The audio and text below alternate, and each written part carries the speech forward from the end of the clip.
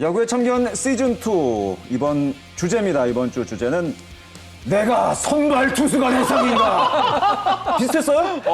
비슷했어요? 나 이거 연습 엄청 했어요. 이거. 요즘 성대모사도 하세요?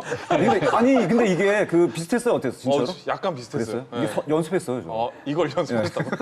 이 짧은 거를 예, 내가 왕이 될 그걸 연습했다니까요. 내가 선발 투수가 될 상인가? 상이 과연 따로 있을까요? 오늘 그 얘기를 한번 해보도록 하겠습니다. 많은 투수들이 선발과 구원이라는 갈림길에 사실은 서게 되죠. 누구나 처음부터 뭐 그런 사실은 선수는 잘 없습니다.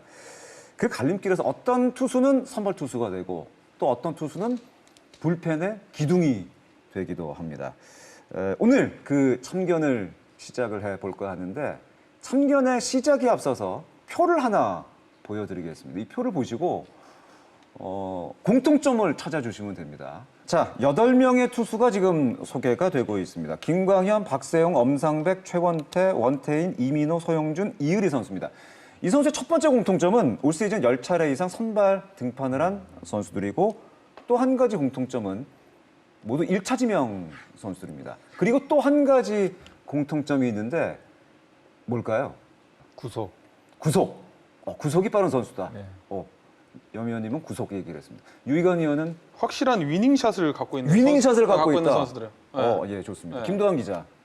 뭐 앞에서 다 하셔가지고 전 잘 모르겠네요. 잘 모르겠다. 네. 오케이, 알겠습니다. 그러면 뭐 사실 퀴즈 정도는 아니고 그냥 한번 재밌게 흥미를 한번 유발하기 위해서 저희가 한번 내봤던 건데 세 번째 공통점은 위 선발 투수 8명 모두 데뷔 시즌부터 선발 등판 경험이 60% 이상인 투수들입니다.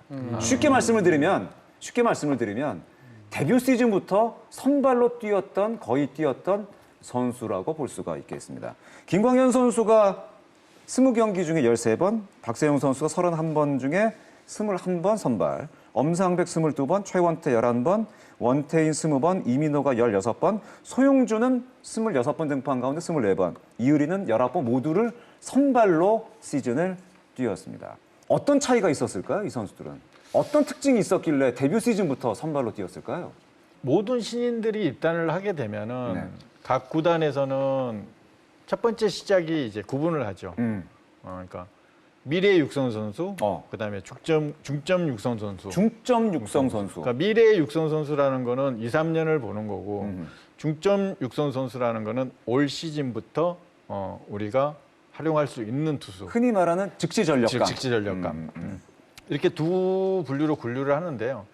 기본적으로 다 어떤 고등학교를 졸업하고 대학교를 졸업하고 시즌을 있다가 했을 때는 다 선발 피차를 하다 온 선수들이잖아요. 고등학교에서는 다 그렇죠. 예, 예, 맞습니다. 그렇기 때문에 스프링 캠프에서만큼은 다 선발로서 똑같이 준비를 시킵니다.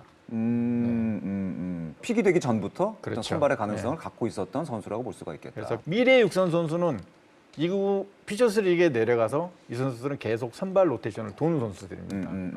하지만 중점 육선 선수 즉시 전력감에 한해서는 선발로서 준비를 하면서 이제 어떤 평가가 내려지면서 구분을 하게 되는 거죠.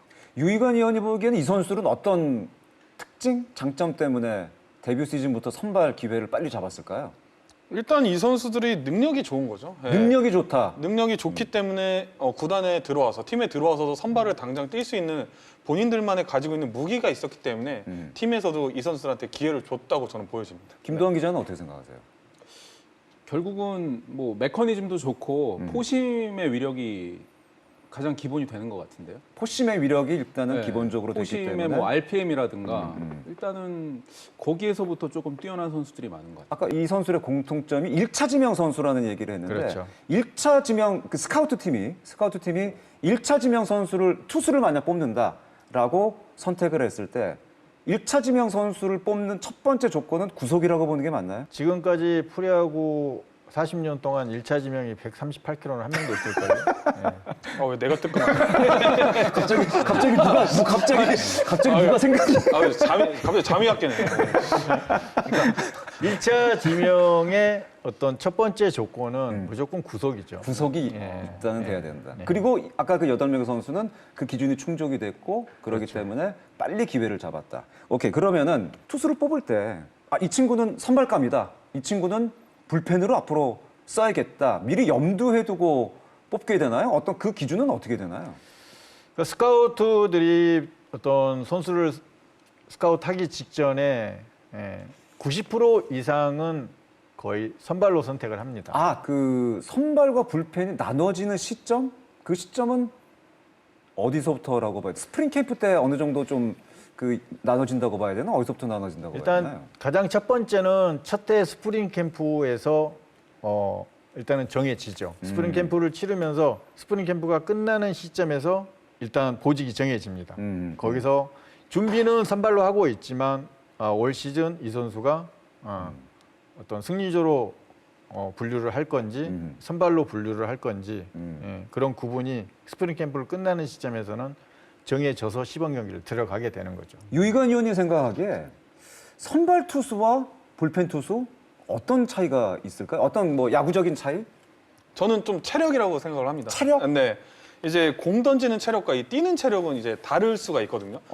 아무리 단순히 뛰는 체력이 아니라. 네, 아무리 이제 런닝을 잘 뛰어도 공 던지는 체력이 약한 선수들이 있고 이제 런닝을 못 뛰어도 이제 공 던지는 체력이 좋은 선수들이 있는데 어떻게 보면 구원 투수들 같은 경우에는 이제 1이닝 이제 29에서 39로 힘으로 누를 수 있는 그런 타자를 압도할 수 있는 그런 능력들이 있기 때문에 좀 체력에 대해서 상관없는 그런 모습을 보여도 저는 괜찮다고 생각을 하고요. 선발 투수는 이제 많은 이닝과 투구수를 던져야 되기 때문에 체력이 좀 가장 중요하다. 그래서 선발과 구원 투수의 큰 차이점은 체력? 저는 이렇게 볼 수 있습니다. 69 이후에도 좀 체력이 떨어지면 공이 또 손에서 빠지고 볼끝도 무뎌지면서 또 제구가 불안해지기 때문에 안 좋은 결과들을 많이 만들어내는 거 봤거든요. 저는 그래서 이 체력의 싸움이다. 네, 선발과 구원의 차이는 그렇게 볼 수 있죠. 공을 많이 던질 수 있는 체력이라는 거는 어떤 것과 연관이 돼 있을까요? 캠프를 통해서 마지막까지 가면서 평가를 할 때 딱 4가지로 보거든요. 그러니까 첫 번째가 체력, 메카닉. 메카닉. 그다음에 여기서 말하는 메카닉이라는 투구 메카닉을 말씀하시는 거죠? 폼을 얘기하는 투구 거죠. 폼, 투구 폼 쉽게 메카닉. 얘기하면. 그다음에 세 번째가 구종. 구종. 네 번째가 멘탈. 어떤 성향이라든가 어떤 마음가짐 뭐 이런 그렇죠. 것까지. 그러니까 체력이라고 지금 유희관 의원이 유원이 얘기했죠. 얘기했잖아요. 예, 예. 그러니까 체력에 가장 연관성이 있는 거는 메카닉입니다. 메카닉하고 체력은 거의 같이 붙어 있다라고 생각을 하시면 될 것 그러니까 같아요. 쉽게 말씀을 드리면은 좋은 투구 폼을 가지고 있으면은 공을 오래 던질 수 있는 체력도 따라올 수 있다. 그러니까 예를 들어서 얘기하면은 선동열 감독님이 150개를 던지는데 스피드가 안 떨어졌잖아요. 그렇죠. 그렇죠. 그 연관성을 딱 보시면 될 것 같아요. 메카닉은 곧 좋은 투구 폼을 갖고 있는 것은 곧 공을 오래 던질 수 있는 체력이다. 체력과도 연관이 연관이 될 수가 있다. 있다. 예. 그럼 감독님 궁금한 게요. 유희관이라는 중앙대 졸업한 투수가 예를 들어서 만약에 왔어요. 예. 감독님께서 선발로 쓰십니까? 아니면 불펜으로 쓰십니까? 무조건 선발이죠. 무조건 선발이다. 예. 아까 그 말씀하신 네 가지 요건이 거의 충족이 된다고 보시는 거죠. 그렇죠. 그 이유는 구속 때문입니다. 맞습니다. 구속 그러니까 때문에? 중간이라는 게 첫 번째 조건은 구속이거든요. 그러니까 파워 피처가 돼야 된다는 거죠. 그러니까 MLB나 KBO 리그나 마찬가지입니다. 그러니까 평균 구속이 145 이상이 나오지 않는다면은 어떤 연속성이 떨어진다는 거죠. 그러니까 올해 잘하고 내년에 못하고 또 올해 잘했는데 내년에 분명히 잘할 것 같은데 또 못하고 이게 결국은 갖고 있는 어떤 힘이 없기 때문에 파워 피처가 아니기 때문에 그렇거든요. 그러니까 유희관 의원은 선발로 가는 게 처음부터 맞았었군요. 빠른 공이 없기 때문에 저는 중간에서는 힘으로 빠른 공으로 눌러야 된다는 그런 생각들을 갖고 타자를 있거든요. 한 이닝 압도할 수 있는 네, 그런 저 것이 같은 아니기 스타일은 이제 때문에. 뭐 경기 운영이라든지 뭐 제구력으로 좀 긴 이닝을 끌고 갈 수 있는 그런 게 어울리기 때문에 위원님도 저를 좀 선발로 보신 것 같습니다. 그러니까 선발이라는 거는 6이닝이잖아요. 그러니까 한 해 좀 못 던져도 크게 지장이 없어요. 다음에 잘 막으면 되잖아요. 근데 중간은 불펜 투수는 오늘 경기가 왔다 갔다 할 수 있죠. 1이닝을 책임져야 되는데 1이닝에서 어떤 좋고 나쁘고 이게 있으면은 팀한테는 굉장한 힘든 상황을 많이 만든다는 거잖아요. 그렇죠. 그렇기 때문에 유희관 투수는 유희관 위원은 선발이 맞는 거죠. 그리고 또 백승을 만들어낸 거고. 네. 제가 그 취재하면서 들은 얘기인데 예전에 엘카에서 잠깐 하긴 했는데요. 김태룡 단장님이 이제 어떻게 얘기하셨냐면 유희관 선수가 중앙대 졸업하고 왔을 때 스카우트 팀에서 130을 던지는 대졸 투수가 있는데 군대를 갔다 와가지고 어깨를 단련시키면 이 투수가 140, 145 이상 던질 거다. 보는 눈이 없었네. 이렇게 해가지고 두산 스카우트들이 뽑은 거예요. 당시에 아니, 구속이 아니요, 군대 갔다 오면 뭐 이렇게 뭐가 이렇게. 구속이 128, 129 시절이었거든요. 중앙대 시절에. 예, 예. 제가 뭐 김태룡 단장님한테 들은 얘기니까. 뭐. 근데 안 나오더라는 거예요. 군대를 갔다 왔는데도. 근데 RPM이 140 던지는 투수의 RPM보다 더 나왔던 거예요. 그래서 이제 뭐 감독님께서 구속 얘기도 했지만 구속도 중요하지만 구단에서 또 이면을 보는 거는 다른 게 RPM. 있겠죠. 그렇죠. 예, RPM을 보니까 유희관 선수는 이 방송에서 스피드는 좀 그렇죠. 떨어지지만 맞아요. RPM이 굉장히 중요합니다. 그러니까 요즘 야구를 보게 되면 트래킹 데이터가 굉장히 활발하게 그렇죠. 지표들이 맞아요. 나오고 있잖아요. 그러니까 예를 들어서 얘기를 하면은 기아의 로니 선수, 로니 선수 같은 경우는 60개의 이전의 투구의 피안타율은 2할이에요. 하지만 60개 이후의 피안타율은 3할 오픈 6리. 엄청난 차이가 있잖아요. 그러니까 이게 어떤 지표에 정확하게 나온다는 거죠. 요즘은. 그러니까 요즘은 MLB가 어떤 트랙맨, 앱소드 어떤 트래킹 데이터에서 요즘은 호크아이, 바이오 메카닉 더 발전을 하면서 메이저리그 구단들 70% 이상이 지금 호크아이로 바뀐 이유 중에 하나가 게임을 하면서도 게임을 하면서 이 투수가 지금 5회 이후에 피로도가 어느 정도 됐는지 또 릴리스 포인트가 어느 정도 벌어지고 있는지 또 익스텐션이 얼마나 짧아지고 있는지 그래서 교체 타이밍을 잡는 자료로도 지금은 사용을 한다는 거죠. 그러니까 이런 데이터들을 보면서 선발과 또 중간이 충분히 구분할 수 있고 요즘은 숫자로 지표로 충분히 나눠질 수 있다라는 거죠. 그렇죠. 예. 예. 그리고 또 팀 사정이라는 것도 사실은 있을 수가 있잖아요. 그러니까 저도 유희관님한테 참 궁금한 게 2013년도에 리퍼트 선수가 다치면서 사실 그때 기회를 잡은 거죠. 롱리리프로 좀 던지다가 구원이었다가 선발로 바뀌신 거 아닙니까? 전 그렇게 기억하는데 그 당시에 좀 어떠셨어요? 그때 제가 이제 개막 엔트리를 처음 들어갔었고요. 근데 이제 중간에서 이제 자타자 원포인트 릴리프를 하거나 팀이 좀 크게 이기고 있거나 지고 있을 때 롱리리프 역할을 했었는데 또 니퍼트 선수가 이제 담이 걸리면서 네, 저는 지금까지도 니퍼트 선수 만나면 어깨를 만져줍니다. 나의 은인이라. 담이 저의 은인이거든요. 제가 이 자리에 있을 수 있게 한 게 니퍼트의 담이기 때문에 뭐 그렇기 때문에 저는 뭐 상무 시절도 저한테는 큰 도움이 됐었고요.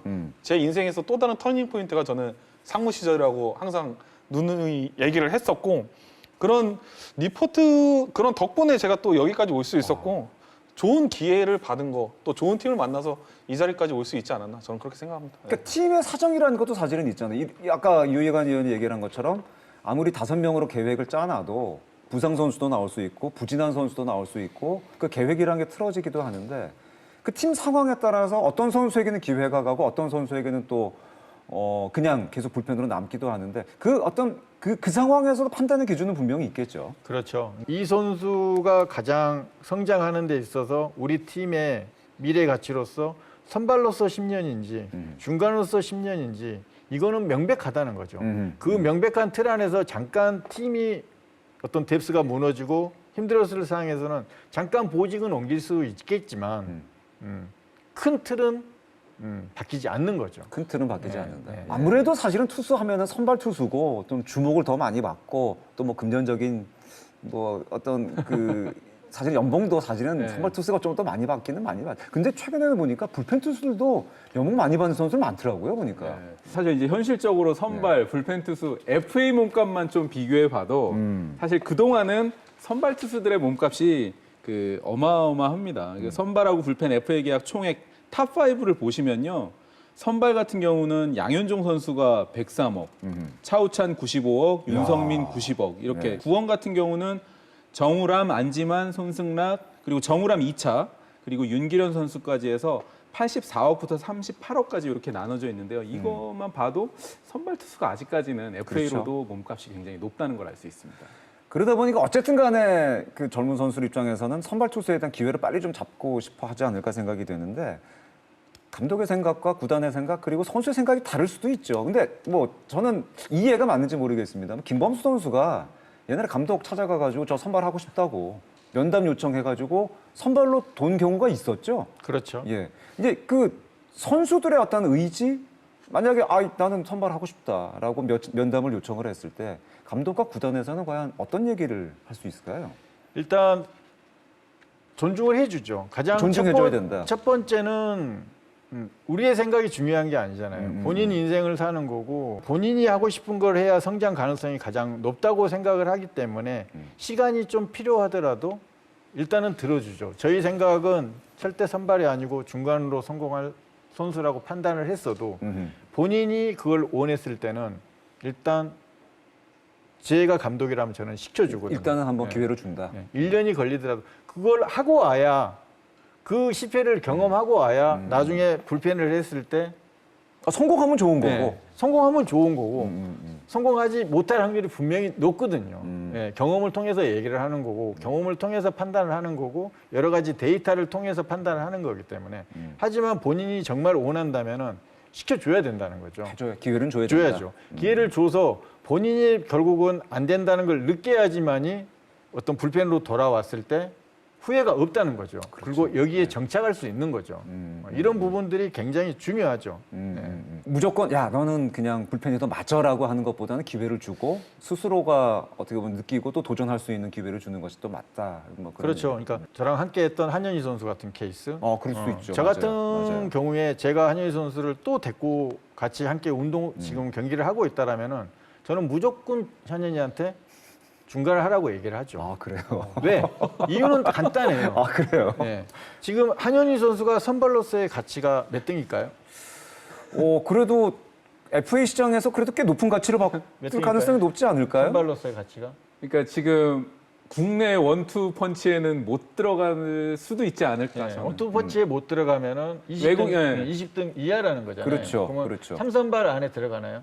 외국인이 원투 펀치가 또 있잖아요. 네. 그러니까 당장 높게 쳐줘도 30등으로 쳐줄 수 있다는 거죠. 하지만 한현희 선수가 불펜을 했을 때는 뭐였죠? 확실한 필승 넘버 5 되니까. 안에 들어가겠죠. 홀당을 했잖아요. 네. 감독님 굉장히 짜게 보시네요, 선수들. 홀당을 했고 네.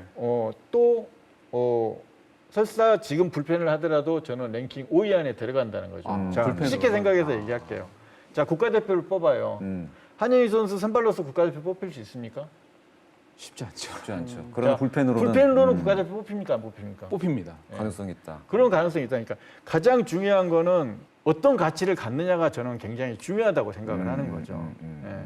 그러니까 선발로서의 가치보다 불펜으로서의 가치가 높다라고 생각하면은 저는 그게 훨씬 맞다고 생각을 해요. 물론 어떤 가치를 더 가지느냐. FA 시장에서 선발과 어떤 불펜의 금액 차이가 있다라고 생각을 하는데 그 금액 차이는 우리나라 랭킹 1위예요. 그러니까 103억을 받고 100억을 넘게 받는 사람은 우리나라 랭킹 3위 안에 선발 안에 들어가는 사람만 받는 거예요. 그 나머지의 선발의 금액은 중간 1, 2등보다 중간이 더 받을 수 있다는 거죠. 저는. 오히려 더 받을 수 있다. 네. 어쨌든 자기의 가치가 더 높은 높은 게 곳에서 받을 수 훨씬 있는 게 훨씬 중요하다는 낫다. 다 그래야지만이 또 한현희 같은 경우는 또 좋은 점을 갖고 있잖아요. 선발도 할 수 있고 중간도 할 그게 수 사실은 있고 FA 시장에서 굉장히 매력적인 거죠. 중간도 예. 할 수 있는 어떤 장점을 갖고 있기 때문에 한현희의 가치는 높죠 분명히. 그렇군요. 예. 이렇게 이제 선발과 불펜이 어떻게 보면은 좀 갈리는 그 기준 그런 시점까지 알아봤는데